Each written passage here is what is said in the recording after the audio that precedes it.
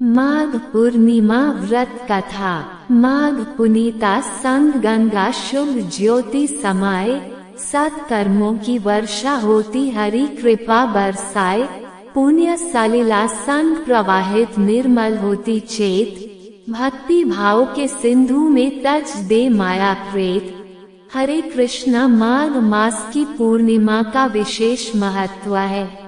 ये दिन केवल चंद्रमा की पूर्णता का ही प्रतीक नहीं बल्कि आत्मा की सिद्धि और परम तत्व की प्राप्ति का भी अवसर होता है।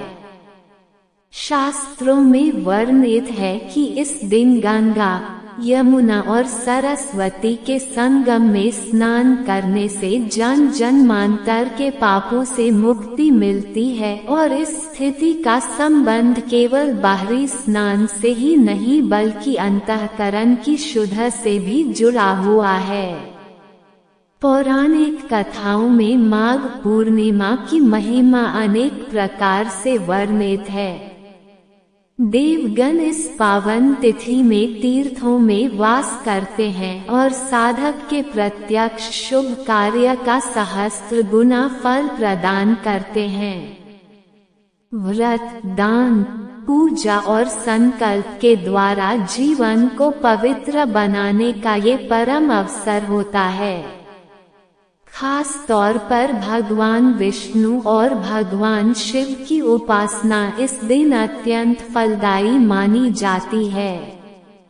तो आइए प्रिय श्रोताओं, आज इस पावन अवसर की अद्भुत कथाओं का श्रवण करते हैं, जो न केवल हमारी आत्मा को पवित्र करेगी बल्कि हमें धर्म और सत्कर्म के पथ पर अग्रसर होने की प्रेरणा भी देंगी। कल युग में जहां पाप और अधर्म का प्रभाव बढ़ता जा रहा है, वही माघ पूर्णिमा कथा का श्रवण अमृत सम्मान है।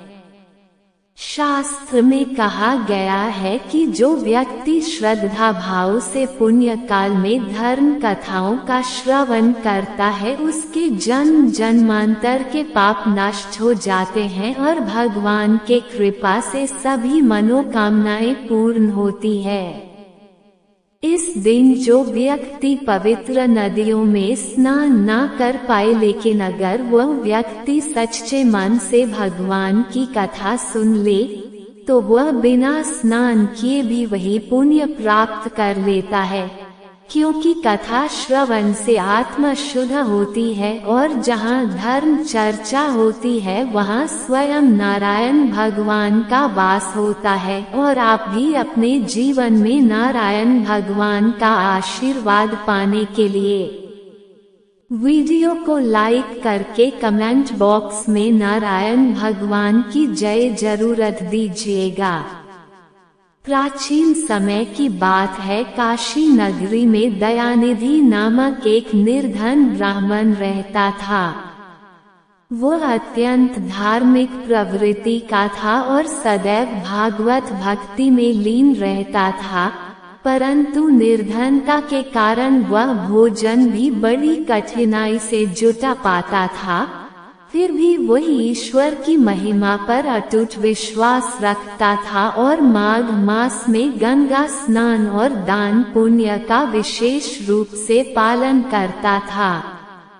एक दिन दयानिधि बहुत ही चिंतित था।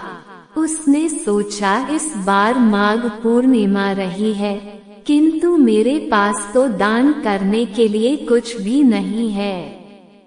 आखिर मैं क्या करूं? उसी रात उसे एक दिव्य स्वप्न आया। एक तेजो में ऋषि स्वप्न में प्रकट हुए और बोले, वत्स, जो भी सच्चे मन से पुण्य की कामना करता है, उसे ईश्वर अवश्य ही सहायता प्रदान करते हैं। इस पूर्णिमा पर तुम जो भी श्रद्धा पूर्वक दान करोगे वह सहस्त्र गुना होकर लौटेगा। सुबह होते ही दयानिधि ने अपने घर में देखा तो उसे आंगन में कुछ मुट्ठी भर अनाज और पुराने वस्त्र मिले। उसने सोचा, यही मेरी श्रद्धा की परीक्षा है। वह गंगा तट पर आया, स्नान किया और वहां एक भूखे साधु को अपना अन्न और धुले हुए वस्त्र दान कर दिए। जैसे ही उसने ये दान किया उस साधु का स्वरूप अचानक बदल गया। वह स्वयं भगवान विष्णु थे। उन्होंने प्रसन्न होकर कहा, हे ब्राह्मण, तुमने अपनी श्रद्धा और निष्काम भाव से जो कुछ भी दान दे दिया है मुझे प्रिय लगा। अब मैं तुम्हें वरदान देता हूँ कि तुम्हारे घर में कभी अन्न धन की कमी नहीं होगी। तुम्हारे कुल में आने वाली पीढ़ियां भी धर्म का पालन करेंगी। जैसे ही भगवान अंतर्ध्यान से उधर दयानिधि ब्राह्मण के घर में अपार संपत्ति का भंडार प्रकट हो गया। वह केवल धनी की नहीं बल्कि धर्म और सेवा में भी अग्रणी बन गया। तो इस कथा से हम सभी को शिक्षा मिलती है कि माघ पूर्णिमा का स्नान और दान केवल लौकिक लाभ ही नहीं बल्कि आत्मिक उन्नति भी प्रदान करता है। सच्चे मन से किया गया पुण्य कर्म भगवान को समर्पित हो जाता है और जीवन में सुख समृद्धि लाता है। नंदगांव में चंद्रमा की शीतल किरणें चारों ओर आलोक फैला रही थी। गोकुल वासियों के आंगनों में दीपों की मृत्यु ज्योति झिलमिला रही थी। नंद भवन में मैया यशोदा अपनी गोद में नन्हे कान्हा को सुलाने का प्रयास कर रही थी, किंतु बाल गोपाल की चंचल आंखों में निधि नहीं थी। माँ, क्या तुम जानती हो कि माघ पूर्णिमा का कितना बड़ा महत्व है? श्री कृष्ण ने अपने मधुर स्वर में कहा। यशोदा इसने बड़ी दृष्टि से अपने लल्ला को निहारते हुए मुस्कराई। लल्ला, तू ही तो सब कुछ जानता है, तू ही बता इस पावन तिथि का रहस्य क्या है? तब श्री कृष्ण ने मंद मंद मुस्कान के साथ अपनी मोहक वंशी के साथ खेलते हुए कहा, माँ, ये कथा सुनने से समस्त पाप नष्ट हो जाते हैं, जीवन में सुख समृद्धि आती है और अंत में परम धाम की प्राप्ति होती है। आओ मैया, मैं तुम्हें एक दिव्य कथा सुनाऊं जो माघ पूर्णिमा के पुण्य का प्रमाण है। तब यशोदा मैया ने प्रेम पूर्वक अपने कान्हा को गोद में बिठाया और फिर श्री कृष्ण ने अपनी मधुर वाणी में उस दिव्य कथा का आरंभ किया। मैया, मैं आपसे ऐसे ही व्रत को विस्तार पूर्वक कहता हूँ। सौभाग्य की प्राप्ति के लिए स्त्रियों को 32 पूर्णमासियों का व्रत करना चाहिए। इस व्रत के करने से स्त्रियों को सौभाग्य संपत्ति मिलती है। ये व्रत अचल सौभाग्य देने वाला और भगवान शिव के प्रति मनुष्य मात्र की भक्ति को बढ़ाने वाला है। तभी यशोदा जी कहने लगी, हे कृष्ण, सबसे पहले इस व्रत को मृत्यु लोक में किसने किया था?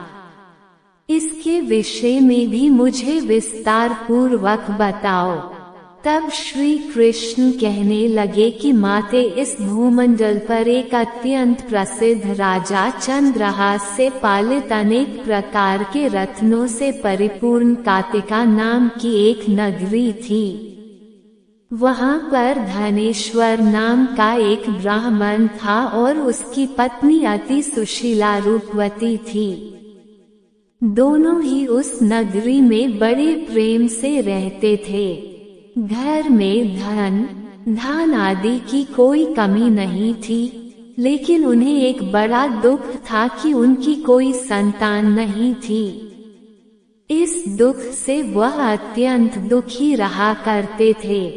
एक समय एक बड़ा तपस्वी योगी उस नगरी में आया। वह योगी उस ब्राह्मण के घर को छोड़कर अन्य सभी घरों से भिक्षा लाकर भोजन किया करता था। एक दिन वो योगी रूपवती से भिक्षा न लेकर किसी दूसरे घर से भिक्षा लेकर गंगा किनारे जाकर भिक्षा में मिले अन्न को प्रेम पूर्वक खा रहा था कि धनेश्वर ने योगी का ये सब कार्य किसी प्रकार से देख लिया।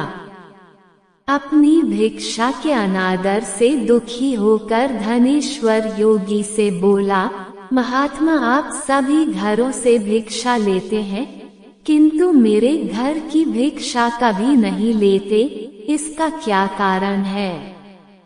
तब योगी ने कहा कि संतान के घर की भीख पतितों के अन्न के समान होती है, और जो पतितों का अन्न खाता है वो भी पतित हो जाता है। क्योंकि तुम निसंतान हो इसलिए पतित हो जाने के भय से मैं तुम्हारी घर की भिक्षा नहीं लेता। धनेश्वर ये बात सुनकर अपने मन में बहुत दुखी हुआ और हाथ जोड़कर योगी के पैरों में गिर पड़ा और विनीत स्वर से कहने लगा, हे महात्मा, अगर ऐसा है तो आप ही मुझे पुत्र प्राप्ति का कोई उपाय बताइए। आप तो सब कुछ जानने वाले हैं, मुझ पर ये अवश्य ही कृपा कीजिए।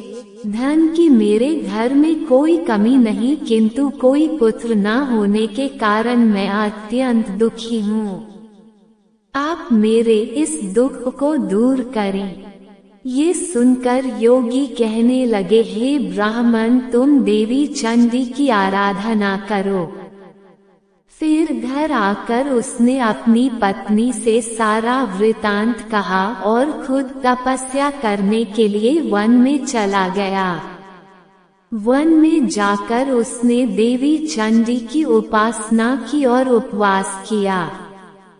चंडी देवी ने दिन उसको स्वप्न में दर्शन दिए और कहा, हे धनेश्वर, जा, तेरे पुत्र होगा। परंतु वह 16 वर्ष की आयु में ही मृत्यु को प्राप्त हो जाएगा। अगर तुम दोनों पति पत्नी 32 पूर्णमासियों का व्रत विधि पूर्वक करोगे तो वह दीर्घायु होगा। जितनी तुम्हारी सामर्थ्य हो आटे के उतने दिए बनाकर शिव जी का पूजन करना, किंतु पूर्णमासी को 32 की संख्या पूरी हो जानी चाहिए। प्रातः काल होने पर इस स्थान के पास ही तुम्हें आम का एक वृक्ष दिखाई देगा। उस पर चढ़कर तुम एक फल तोड़कर जल्दी अपने घर चले जाना और अपनी पत्नी से सारा वृतांत कहना। ऋतु स्नान के बाद वह स्वच्छ होकर श्री शंकर जी का ध्यान करके उस फल को खा लेगी। तब शंकर भगवान की कृपा से उसको गर्भ ठहर जाएगा। जब वह ब्राह्मण प्रातःकाल उठा तो उसने उस स्थान के पास ही आम का एक वृक्ष देखा, जिस पर अत्यंत सुंदर आम का एक फल लगा हुआ था। ब्राह्मण ने उस आम के वृक्ष पर चढ़कर फल को तोड़ने का प्रयास किया, किंतु वृक्ष पर कई बार प्रयास करने पर भी वह नहीं चढ़ पाया। अब तो ब्राह्मण को बड़ी चिंता हुई। तब वह विघ्न विनाशक श्री गणेश की वंदना करने लगा कि हे गणेश जी, अपने भक्तों के विघ्नों का नाश करके उनके मंगल कार्य को करने वाले, दुष्टों का नाश करने वाले, रिद्धि सिद्धि के देने वाले आप मुझ पर कृपा करें। प्रभु, मुझे इतना बल दे कि मैं अपनी मनोरथ को पूर्ण कर सकूं। इस प्रकार सच्चे मन से गणेश भगवान का प्रार्थना करने पर वह भगवान की कृपा से वृक्ष पर चढ़ गया। वृक्ष पर से फल तोड़कर उसने घर आकर अपनी पत्नी को वह फल लाकर दे दिया, और उसकी पत्नी ने अपने पति के कहे अनुसार उस फल को खा लिया और वह गर्भवती हो गई। देवी चंडी की असीम कृपा से उसे एक अत्यंत सुंदर पुत्र हुआ। जिसका नाम उन्होंने देवीदास रखा। माता पिता के हर्ष और शोक के साथ वह बालक शुक्ल पक्ष के चंद्रमा की तरह अपने पिता के घर में बढ़ने लगा। देवी की कृपा से वह बालक बहुत ही सुंदर, सुशील और विद्या में बहुत निपुण हो गया। देवी की आज्ञा अनुसार उसकी माता ने 32 पूर्णमासी का व्रत रखना आरंभ कर दिया, जिससे उसका पुत्र बड़ी आयु वाला हो जाए। 16वां वर्ष लगते लगते देवीदास के माता पिता को बड़ी चिंता हो गई कि कहीं उनके पुत्र की इस वर्ष मृत्यु न हो जाए। इसलिए उन्होंने अपने मन में विचार किया कि अगर ये दुर्घटना उनके सामने हो गई तो वह कैसे सहन कर सकेंगे। इसलिए उन्होंने देवीदास के मामा को बुलाया और कहा कि हमारी इच्छा है कि देवदास 1 वर्ष तक काशी में जाकर विद्याध्ययन करे और उसको तुम अकेला कभी नहीं छोड़ना। इसलिए तुम साथ में जाओ और 1 वर्ष के बाद इसको वापस लौटा लाना। सारा प्रबंध करके उसके माता पिता ने काशी जाने के लिए देवीदास को एक घोड़े पर बिठाया और उसके मामा को उसके साथ कर दिया। किंतु बालक के अल्पायु होने की बात बालक को या उसके मामा को नहीं कही। धनेश्वर ने अपनी पत्नी के साथ मिलकर अपनी पुत्र की मंगल कामना और दीर्घायु के लिए देवी भगवती की आराधना और पुण्यवासियों का व्रत आरंभ कर दिया। इस प्रकार बराबर 32 पुण्यमासी का व्रत पूरा किया। कुछ समय बीतने के बाद एक दिन वह दोनों मामा और भांजे रास्ते में रात बिताने के लिए किसी ग्राम में ठहरे हुए थे।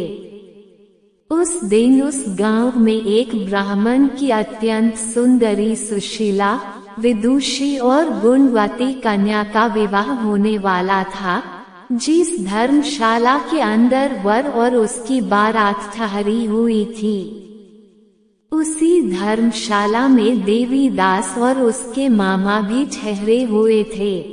संयोगवश कन्या को तेल आदि चढ़ाकर मंडप आदि का कर्म किया गया तो लग्न के समय वर को धनुर्वात हो गया।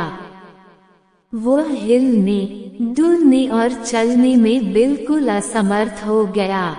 पिता ने अपने परिवार जनों से परामर्श करके निश्चय किया कि ये देवीदास मेरे पुत्र जैसा ही सुंदर है। मैं इसके साथ ही लगन करा दूं और बाद में विवाह के सभी कार्य मेरे पुत्र के साथ हो जाएंगे। ऐसा सोचकर देवीदास के मामा से जाकर वह बोला कि तुम थोड़ी देर के लिए अपने भांजे को हमें दे दो, जैसे विवाह के लग्न का सारा कार्य सुचारू रूप से हो सके। तब उसका मामा कहने लगा कि जो कुछ भी कन्यादान के समय वर को मिले वह सब हमें दे दिया जाए तो मेरा भांजा इस बारात का दूल्हा बन जाएगा। ये बात वर के पिता ने स्वीकार कर ली और तब मामा ने अपना भांजा वर बनने को भेज दिया और उसके साथ विवाह के सभी कार्य रात में विधि पूर्वक संपन्न हो गए। पत्नी के साथ वह भोजन नहीं कर सका। दुखी मन से वह सोचने लगा कि न जाने ये कैसी स्त्री होगी। वो एकांत में इसी सोच में पड़ा हुआ था कि उसकी आंखों में आंसू भी आ गए। तब उसकी पत्नी ने पूछा कि क्या बात है, आप इतने उदासीन और दुखी क्यों हो रहे हैं।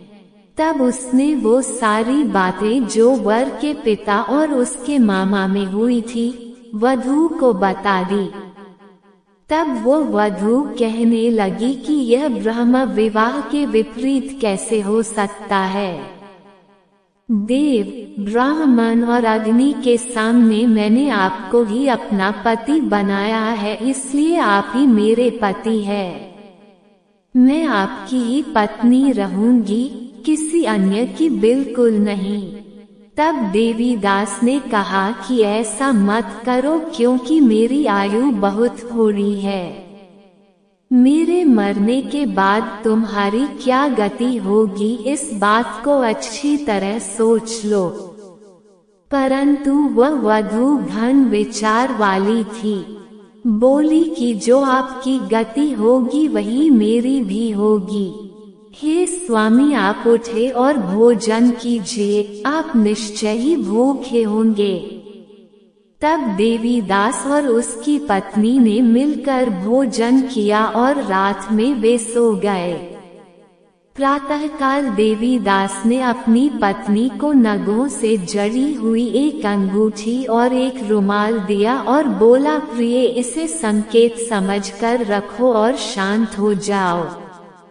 मेरा स्मरण और जीवन जानने के लिए पुष्प वाटिका बना लो, उसमें सुगंधी वाली एक नव मल्लिका लगा लो, उसको हर दिन जल से सींचना और आनंद के साथ खेल कूदना और उत्सव मनाना।